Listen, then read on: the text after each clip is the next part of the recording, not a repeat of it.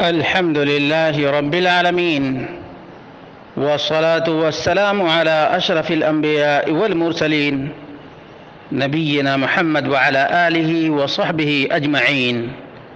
قال الله تعالى: يا أيها الذين آمنوا اتقوا الله حق تقاته ولا تموتن إلا وأنتم مسلمون. برادران اسلام، دینی اور ملی بھائیوں، دوستوں اور ساتھیوں، اللہ رب العالمین نے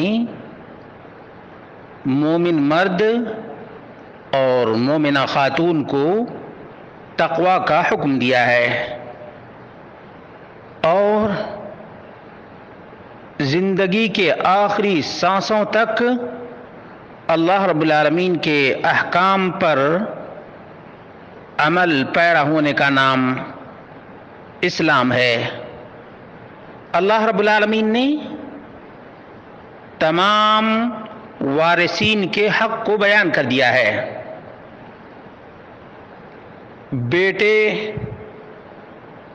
کتنے وارث ہوں گے، بیٹیاں کتنی وارث ہوں گی، بیوی کا کتنا حق ہے اور شوہر کا کتنا حق ہے، تمام کو اللہ رب العالمین نے بیان کر دیا ہے. یہاں تک کہ رسول مکرم صلی اللہ علیہ وسلم نے فرمایا: ان اللہ قد اعطى كل ذی حق حقہ.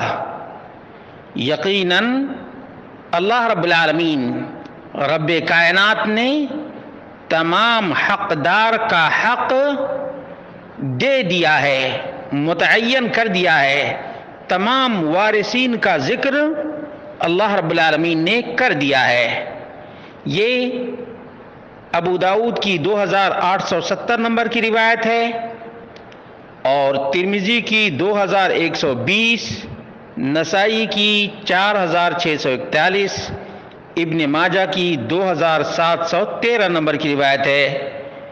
شیخ ناصر الدین الالبانی نے صحیح ابو داؤد کے اندر اس روایت کو صحیح قرار دیا ہے.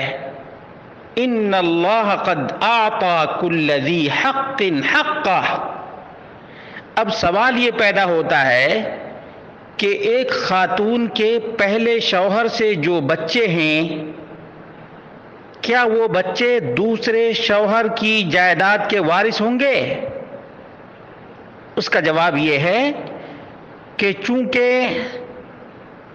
وہ بچے دوسرے آدمی کے ہیں، اس لیے یہ بچے اپنے باپ کی جائیداد کے وارث ہیں. اپنے باپ کی جائیداد کے وارث ہیں، چاہے بیٹے ہوں یا بیٹیاں ہوں، یہ اپنے والد کی جائیداد کے وارث ہیں.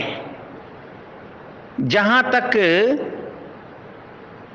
اس خاتون کے دوسرے شوہر کی جائیداد میں حصے کی بات ہے تو سوتیلے بیٹوں کا یا بیٹیوں کا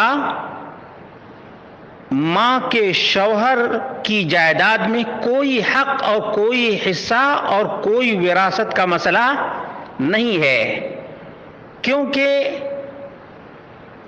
اب جو خاتون کے نئے شوہر ہیں ان سے جو اولاد ہوگی، بیٹے اور بیٹیاں ہوں گی، یا پہلے سے اس آدمی کے جو بچے دوسری بیوی سے ہیں وہ وارث ہوں گے.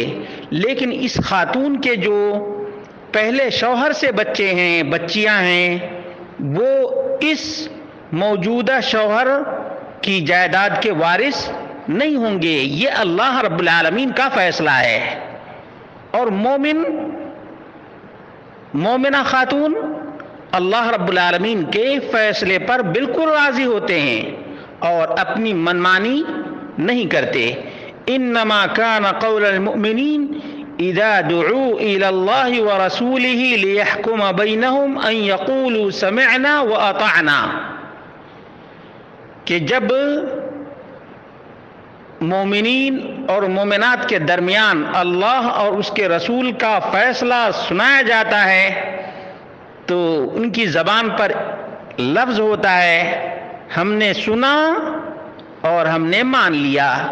اس لیے جب اللہ رب العالمین نے ہر ایک کے حق کو بیان کر دیا ہے، تو اس میں اپنی منمانی نہیں کرنی چاہیے۔